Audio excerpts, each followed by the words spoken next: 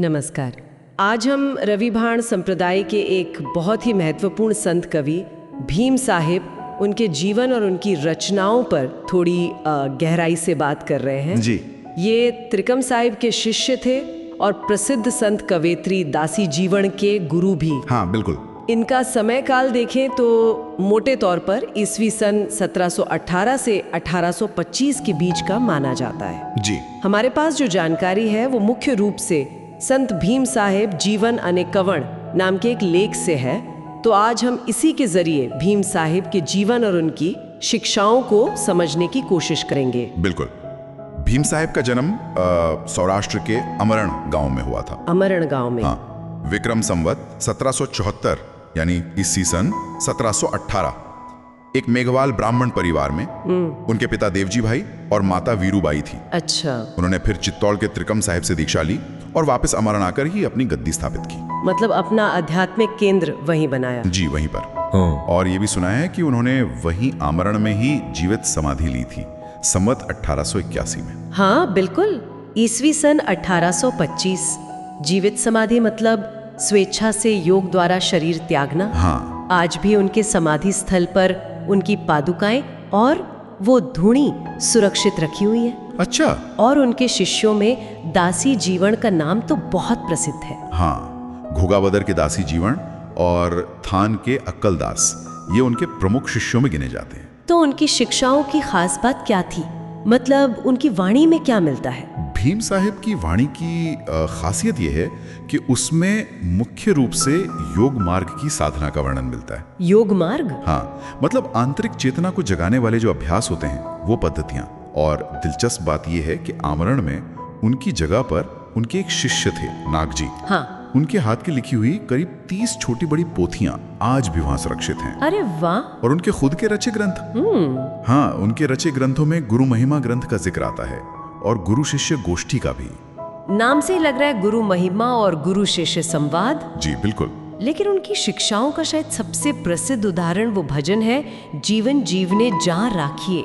वागे अनंतुरा। हाँ, ये बहुत प्रसिद्ध है। हाँ, ये उन्होंने दासी जीवन को भेजा था। कोई खास प्रसंग था इसके पीछे? हाँ, ये प्रसंग काफी चर्चित है।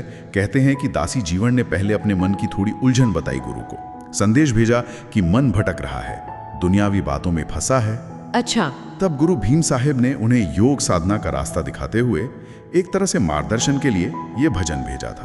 तो इसमें क्या उपदेश था? इसमें उन्होंने 5 तत्वों 3 गुणों पर विचार करने को कहा और खास तौर पर त्रिवेणी पर सुरती टिकाने का उपदेश है। त्रिवेणी मतलब गंगा, जमुना, सरस्वती? यहाँ योग में त्रिवेणी का मतलब है इड़ा और पिंगला नाड़ियों के बीच की सुषुम्ना नाड़ी।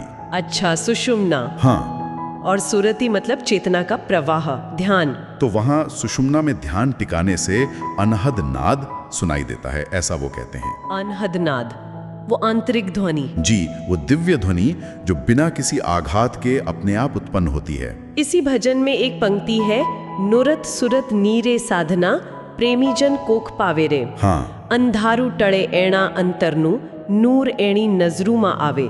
ये नुरत सुरत की साधना क्या है? देखिए, सुरत तो हुई चेतना या ध्यान।